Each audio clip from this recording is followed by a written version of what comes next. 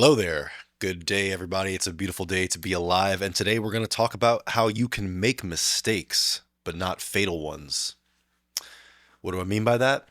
Well, you're about to find out. You can make mistakes in life, in business, but you can't make fatal ones that will take you out forever. Okay? People always say, you can make mistakes. You can make mistakes. Well, you can make small mistakes, but not fatal ones. And I'm going to tell you what those fatal ones are for video people like me. I produce video, audio, content. So I'm going to talk about some that are specific to that.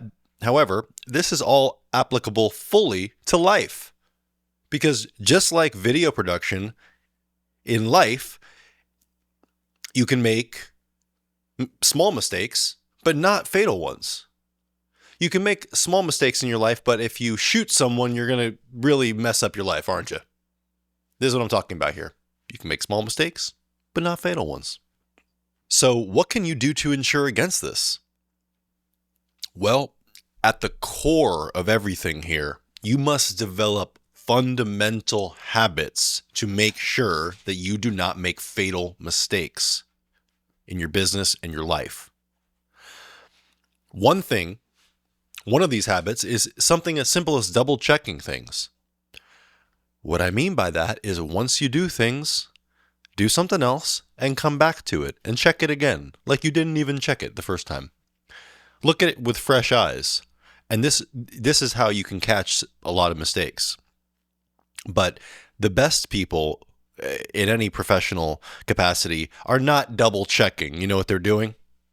They're quintuple checking. They're checking 4, 5, 6, 10, 20 times. How many times do you think that they test the main microphone for the Oscars before they start? Twice? No. They're testing it like 25 times. Yeah. You see what I'm saying? It doesn't make sense to just double check things. You should be triple confirming, quadruple confirming, 5, 10 times confirming things that are important in recordings. Like, are you recording? Right? Things like that. I'll get into that later. Don't worry. I'm going to give you a whole list of fatal mistakes here. But things like forgetting to hit record, fatal mistake, right? Dropping the camera on a live shoot or something. We're going to talk all about that. So you need to get in a habit of double checking everything, triple checking. And this is especially important when you are dealing with things like metal objects, grip gear, lighting stands, C-stands, basically metal stands that are heavy and dangerous overhead, especially when they're overhead. They can tip over and hurt somebody, but if they're overhead, like over my head here, if I had a light right over my head, that would be a dangerous thing. If you don't triple confirm that the stand is sandbagged. And that's another thing. You can add redundancy to those things, like adding 2 sandbags, 3 sandbags, 4 sandbags on the bottom. When you think you can get away with 1, put 2 or 3 anyway. Overdo the safety. There's never any overdoing safety when it comes to grip gear and things like that on set. There's a lot of crazy stories where, they were interviewing the president or something, and I think Bill Clinton and Hillary Clinton were being interviewed, and the light fell on them in the middle of the interview. It was really bad. A lot of people probably got fired. So, in addition to double checking, redundancies is the next thing to talk about here, right? So, having backups and redundancies is part of being professional. There's a saying in the military, 2 is 1, 1 is none. Okay. For example, if you have one watch and you're on a trip for 3 months and you can't buy a watch and your watch dies on you or gets stolen, it can be a big deal, right? And that's why, things in the military can be obviously life and death. Not everything is life and death out here, but you can extrapolate that to your own life here. 2 is 1, 1 is none. If things like the camera, the microphone, the recorder, you might want to consider having two of these things just to have one. Maybe you'll have two and use two, and then if one fails, you'll have one, and then you're still okay. Or maybe you have three just to have two, and you actually have just have one sitting as a backup, or have an old camera as a backup. The point is two is one is none. If you have one, anything goes wrong, you are completely out of the game. But if you have two and one goes wrong, you're not completely out of the game. That's the difference between a mistake you can make and a mistake you cannot make. Simply by having some backup and redundancy, you protect yourself against this. Furthermore, there's a concept called PACE. That is primary, alternate, contingency, or contingent and emergency. This is a way of remembering 4 levels of reacting to something, or 4 levels of preparedness on a certain in certain contexts. So, for example, maybe you have a certain set of cameras that you want to use, but if those cameras run out of battery, you're going to do this, and then if they die completely, you're going to do this.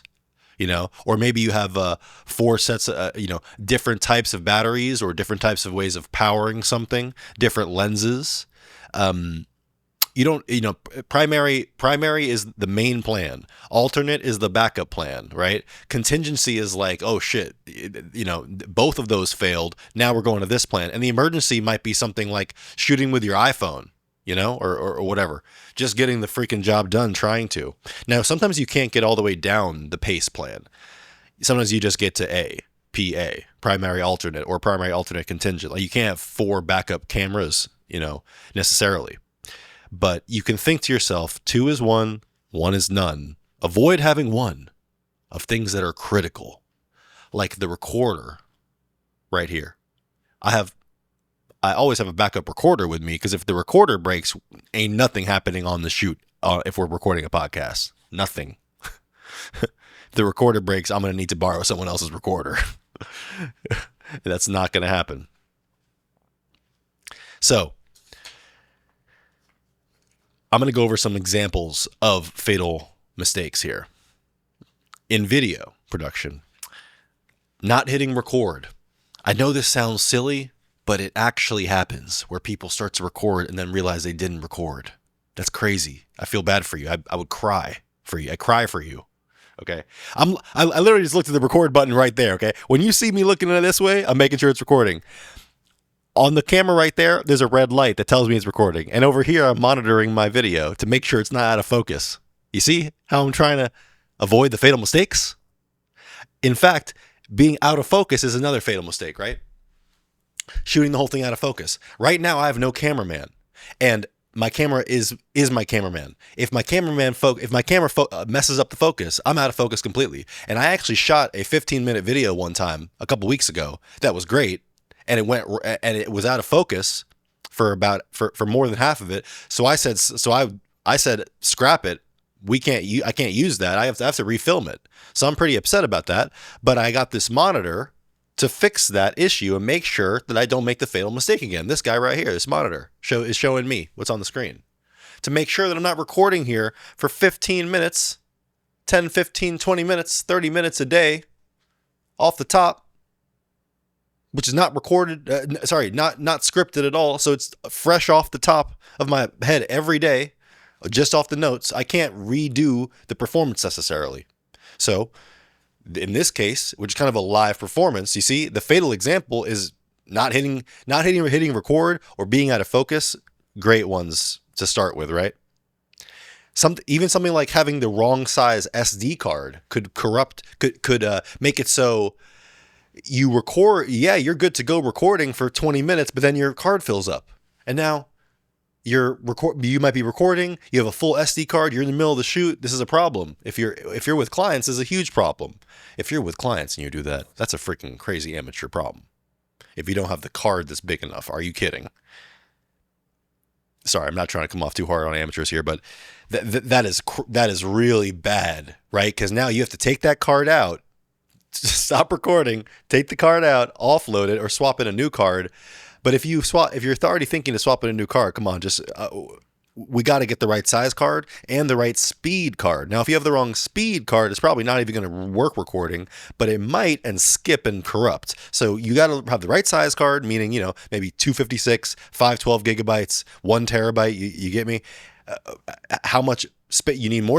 More space for more footage in both minutes and higher quality footage. For example, 50 megabyte per second footage, 100 megabyte per second footage. There's different formats of footage. There's raw footage. So all those depend, right? And you need to have the right size card, the right speed card. That's a fatal mistake. Okay? So not hitting record, out of focus, wrong size card, wrong speed card. Also, not testing the gear before. You need to test the whole setup before a shoot, especially if you have any new gear. If it's been more than a couple days since you've used the gear, I would set up everything the night before and run a test right there. And I mean, I personally would do it no matter what, even though I'm filming literally every single day of my life and editing now almost every day.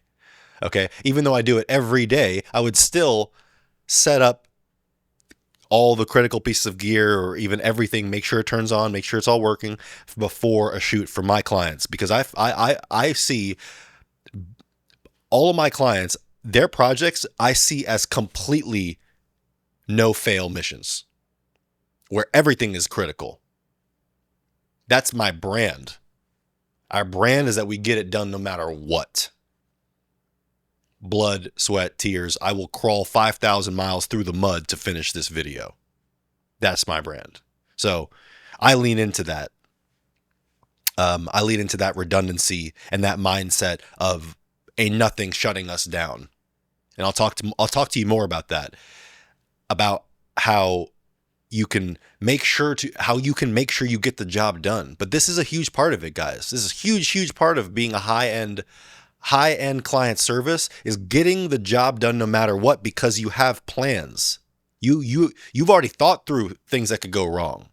You think like, private security is, you don't want your private security to be thinking about taking their having to do something or taking something out of their pocket in the moment of the battle, right?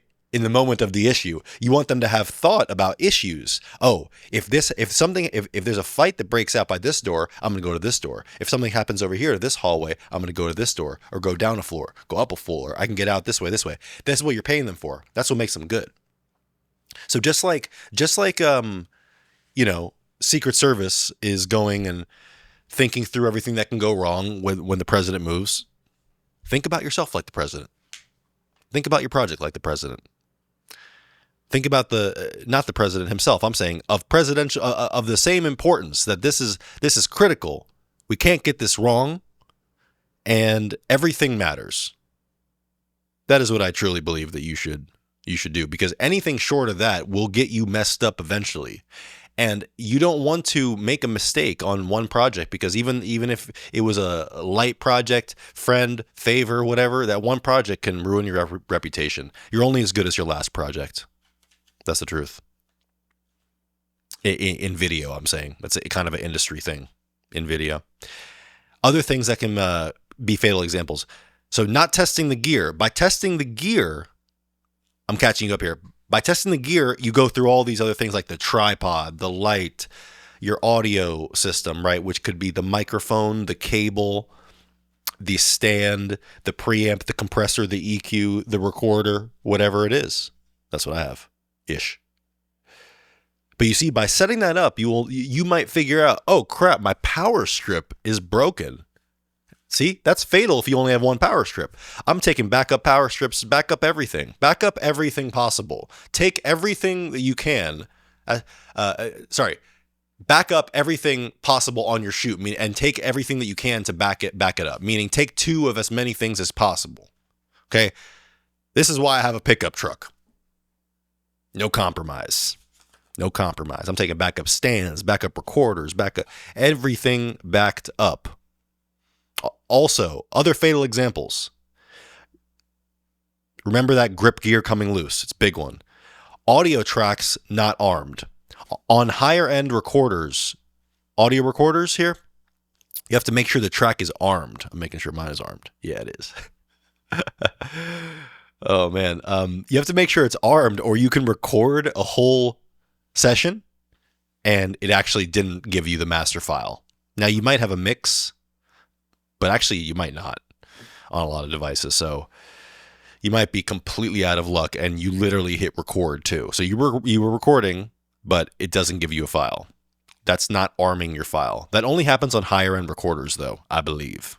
Doesn't happen on things like the Zoom F6 and Zoom devices and more consumer devices. You know what else is really fatal? Fires. You might think I'm joking, but some audio gear gets hot. Don't let a fire happen on your shoot. Don't let the light fall, and don't let anything blow up. That will get you fired. Other things, audio clipping. Audio clipping can be fatal, and it can be non-lethal, I guess we'll say. You know, basically what I'm saying is you might be able to get away with a small audio clipping issue, but not a major one here. So there's some nuance. Now, with 32-bit recorders, of course, you can pull down the clipping. I'm also running a manual limiter here on my recorder. I'm running, even before the limiter, it's hitting a compressor anyway, so I shouldn't be clipping at all, even on my setup. However, unless you have one of the 32-bit recorders, meaning you're recording in 24-bit, when you're recording in 24-bit, you need to make sure you're not overly clipping your recorder device. You want to make sure you're not seeing red ever, pretty much. And what I'm saying to you is that if it's red all the time, that's a fatal mistake, potentially. Because if you're not recording in 32-bit, you can't bring that back, and then you won't be able to, you'll be distorting the audio, and which means that it's going to sound weird, sound bad, not sound correct. Other things are like construction noise. Construction noise, like constant beeping, like beep, beep, beep. That's the worst. Holy, that's the worst. That's what you get when like a construction truck is backing up, right? Beep, beep. That sound is very difficult to get rid of and isolate. A low rumble is the easiest to isolate. Modern day editing suite software like DaVinci Resolve do this very well. Final Cut and Premiere do not, by the way. Dog barking, people talking, restaurant next to you, clinking glasses. Could be anything. But if you're recording an hour and a half podcast, let's talk about this. You can get away with a low rumble that's in the room. Probably pretty easy to take out. There's some software called Isotope RX. Very nice audio software that has a ton of different tools for cleaning up and fixing audio. That can remove a lot of things, even beyond DaVinci. But DaVinci itself has great AI audio sweetening and cleaning up. What I'm saying is background noise removal. So the takeaway is a low rumble. You can swing it if it's low enough. But if it's anything like beep, beep, or click, click, click, click, or whatever, distinct noises, those things that sound like that, if there's a lot of them, my dog back there, if there's a lot of them, then that might blow the shoot, right? If you have 60 minutes of beeping, God help you. I don't know what you're going to be able to do, man. There's some people who might be able to edit that, like, you know, maybe take 10 hours to manually go through it in Adobe Audition or something like that, potentially. But I consider it blown. You see, I don't even want to get there. I don't even consider that a place where I'm allowed to be. With that, guys, I think I've hit everything. You know, this concept, make mistakes, but not fatal ones. For video and for life, guys. For life. There's a life lesson here. Make mistakes, but not fatal ones. You can make small mistakes, but you can't make big ones that leave lasting effects or permanent gaps in your accomplishment here. or your plan. I think that's what I'm saying. So for video and for life, make mistakes. But small ones, not fatal ones. And know what the fatal ones are. You get that by experience. And with that, I'll let you guys go. Thanks very much for watching. Appreciate you. Leave a comment if you made it this far or have any other questions or want to hear anything specifically. Thank you very much, and I will see you guys in the next video. Peace.